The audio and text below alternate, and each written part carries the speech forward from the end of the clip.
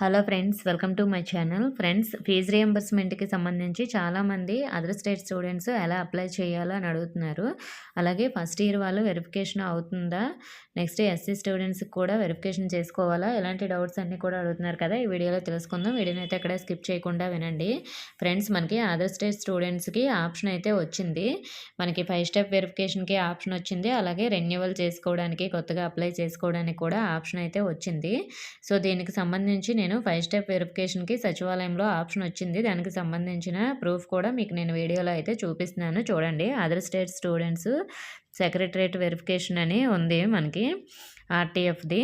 So మరి మనకి renewal చేసుకోవడానికి మీరు జ్ఞానభూమి లాగిన్‌లో అయితే మీరు లాగిన్ అయ్యి రెన్యువల్ చేసుకోవాలి. ఆల్రెడీ మీరు కొంతమంది లాగిన్ అయ్యే ఉంటారు. ఒకవేళ కొత్తగా ఎవరైనా లాగిన్ అవ్వకపోతే మీరు మీ యొక్క ఆధార్ నెంబరు క్లిక్ చేసి పాస్వర్డ్ కొత్తగా ఏదైనా అంటే ఫర్గట్ పాస్వర్డ్ పైన క్లిక్ చేసి మీరు లాగిన్ అవ్వాలి. పాస్వర్డ్ క్రియేట్ చేసుకొని.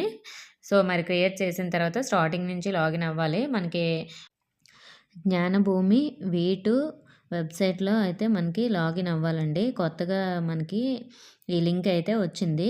ఒకవేళ మీ దగ్గర అది లింక్ లేకపోతే నేను డిస్క్రిప్షన్లో లింక్ అయితే ఇస్తాను, వెబ్సైట్ లింకు. అది మీరు దాని ద్వారా లాగిన్ అయితే అవ్వండి. అలాగే మనకి అక్కడ please renewal your scholarship by using above website అని ఉంటుంది. సో మరి మనకి అక్కడ యూజర్ నేమ్, ఆధార్ నెంబరు మీరు ఎంటర్ చేయాలి. యూజర్ నేమ్ దగ్గర పాస్వర్డ్ మీరు ఏది క్రియేట్ చేసుకోవాలనుకుంటున్నారో సో మరి ఆ పాస్వర్డ్ అయితే క్రియేట్ చేసుకోండి. సో మరి డాక్యుమెంట్స్ మనకి ఏమేమి అడుగుతాయంటే అక్కడ allotment order, joint account passbook, అలాగే కాలేజ్ బ్యాంక్ అకౌంటు, నెక్స్ట్ మీ యొక్క అటెండెన్స్ కూడా అప్డేట్ చేయమంటుంది. అలాగే డేట్ ఆఫ్ అడ్మిషన్ కూడా అడుగుతుంది. మీరు సెకండ్ ఇయరా, థర్డ్ ఇయరా అని.